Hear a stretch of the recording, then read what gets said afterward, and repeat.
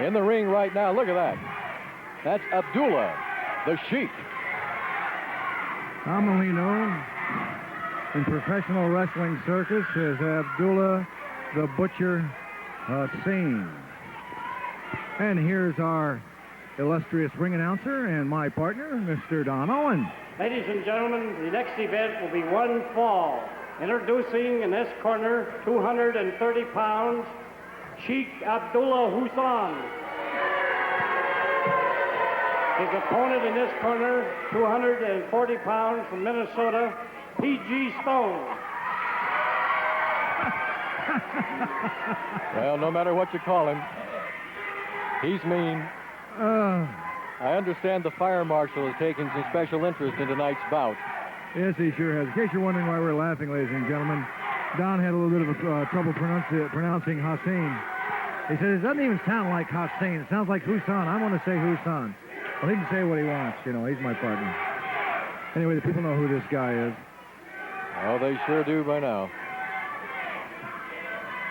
Look at those shoes. If you can see those shoes on camera. This T.G. Stone, the young man up there with the tattoos, now he came in here with a fairly bad reputation, and I think he started off keeping the wrong company. But here, as of late, he's been looking a lot better, and he's wrestling a little more scientifically. And I can't figure the guy out. I think he wants to be a decent guy, and then, lo and behold, he'll wrestle somebody else and beat the living daylights out of him. But this T.G. Stone, in my book, is a comer. He looks pretty good. Well, he made a good showing last week against Paul Ellering.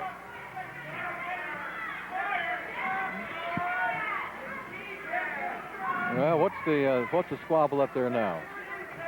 Sandy Barr is making sure that Sheik is thoroughly searched. Boots, knee pads, around the groin area in his tights, on the wrist, in the hand. I don't know, did he check his beard and hair? I don't know if he did that, but I'd even check underneath of his dentures if he has any. I don't know how the guy does it, Don. You've witnessed it, too. This guy, from time to time, when he gets in bad, desperate trouble, fire comes from somewhere. People say he throws it, and I don't know how he does it, but he does it. He sure does. I mean, we're talking about fireballs. He throws fireballs, and they do some damage. Just ask Hack Sawyer. Ask Dutch Savage. Okay, half burnt my sport. Sheik doesn't like that. Everybody's chanting USA, USA. The Sheik, being from Iran, educated here in the United States, doesn't quite like that.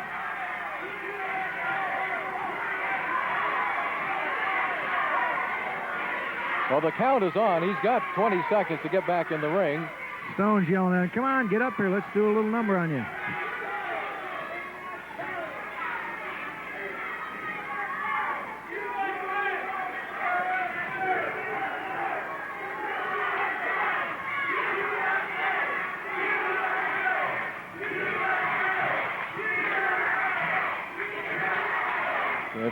Can you hear the chants out there? The crowd is chanting USA.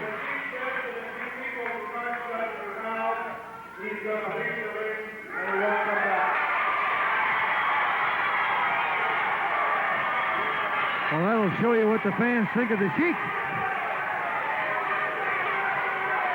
I don't know if you heard that announcement by Sandy Barr. The Sheik said if they don't shut their mouths, that being the crowd, that he was going to leave the building. Well, now they're really going. And Stone just arm dragged the Butcher. That's extremely distracting if you pay any attention to the crowd. Extremely distracting if they're on your case about anything. There's a hip block by Stone.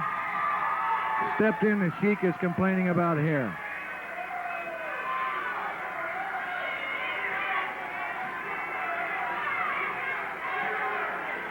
You never had the crowd on you ever, did you? Oh, yes, me did. There's a leg trip down by T.G. Stone. I don't know, the fans are great. I came in here in 1969 in the Pacific Northwest to the Portland and Seattle area. I was up in Vancouver, B.C. from 65 on. 69, I came down here, and I came down with a bad reputation, the scourge of the Pacific Coast, the Flying Dutchman. And everybody hated me when I first got here, and I wrestled no differently than I wrestled in British Columbia. And I came down here one night, and I helped a guy by the name of Larry Pitchford. His name was Beauregard. Oh, I helped Beauregard out of a tight spot. 3 guys were beating up on him one night. I don't mind 2 guys on one, but 3 is a crowd, you know. Right. I stuck my nose in there and slapped a couple of them around, and lo and behold, after that day, I could do no wrong. Unbelievable. The fans took me to their heart, bless them, and they were favorites of mine from 1971 on. And they remember the Bull Remus era, and they remember the Jesse Ventura era. They remember all those people that I used to wrestle with. It's nice to be remembered. You bet it is. Just like our announcer, Frank Bonema, who passed away here recently.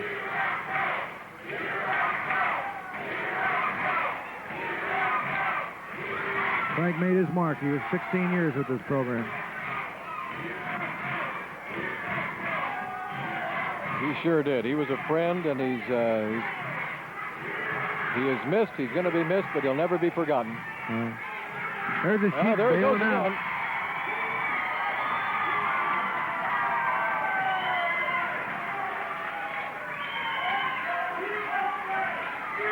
Well, he seems to be spending more time out of the ring right now than in the ring.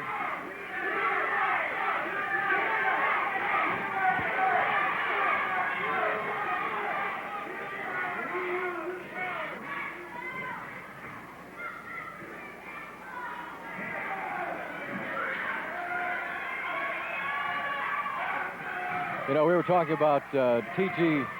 Stone making good showing against Paul Ellering. A couple of weeks ago, a week and a half ago, Ellering broke his arm and finished the match and won with a broken arm. There's a drop kick by T.G. Stone. Tremendous drop kick. Sheik bails out. Yeah, it took us a year and a half to sign Ellering to get him out here from back in the East Coast. We finally get him out here. Here's a guy that had the deadlift championship of the United States, 750-pound deadlift, 525 pounds on the bench. Lo and behold, he slammed Steve Pardee here once the other night. He went on to win the match, mind you. He came up to have an interview, and he says, I think I hurt my arm.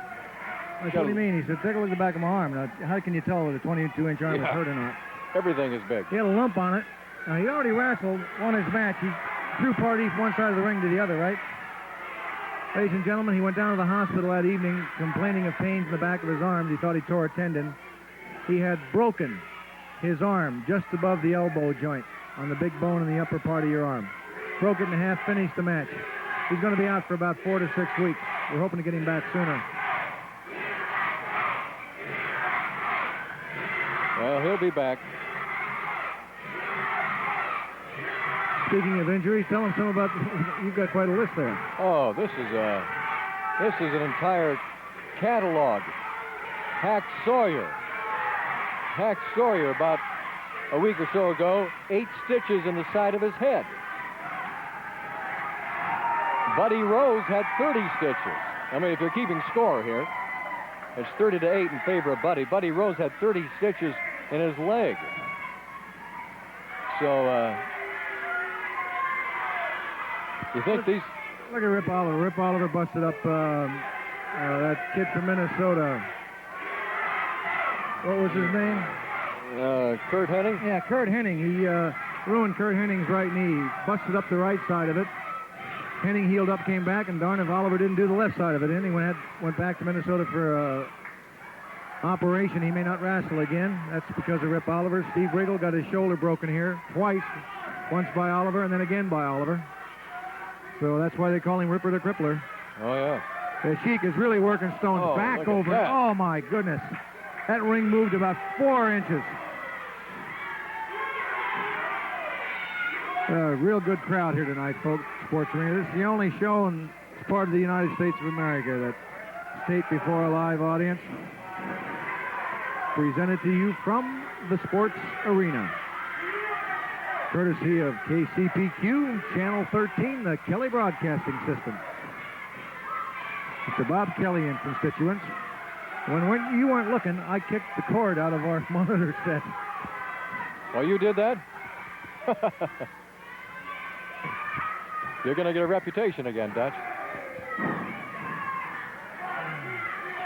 Our director just yelled in from the truck, yeah, Bigfoot. Our show is being directed tonight by Mr. Larry Neat, because Larry is neat.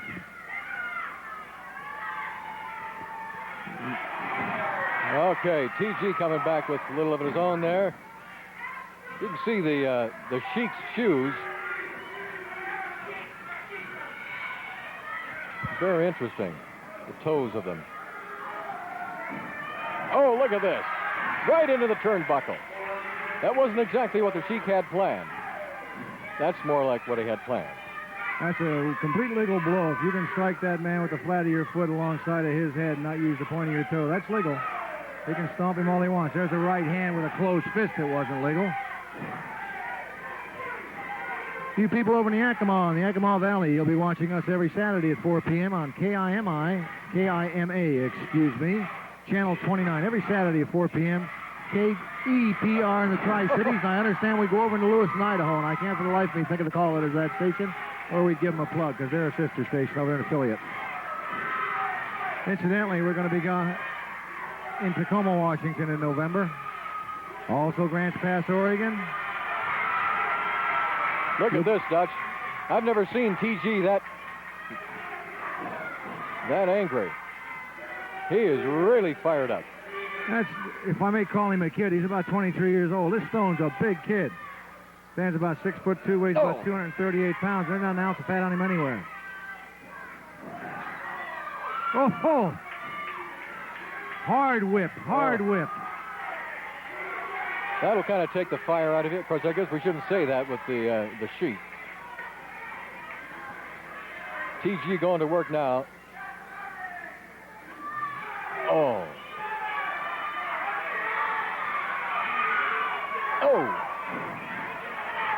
What's he got? He's got something in his hand. I think he took something out of his tights there. Oh, Stone's in terrible pain. He's out on the floor.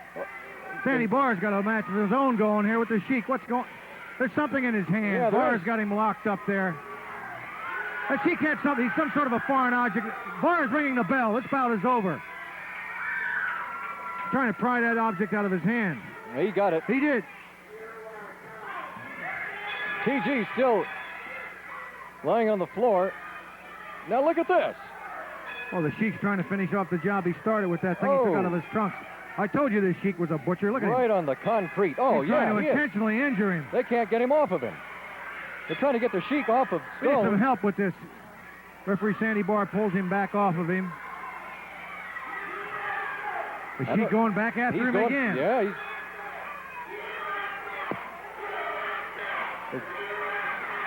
they brought in some of the security people. The Sheik is just going crazy down there. I don't know what it was he had in his hand, but Sandy Barr wrestled it away from him. He's running him into the right into the ring post with his back. What's the matter? This guy is bananas. He's bananas. I think he just loses his cool and he goes berserk. He's This is going to be a disqualification. Has to be.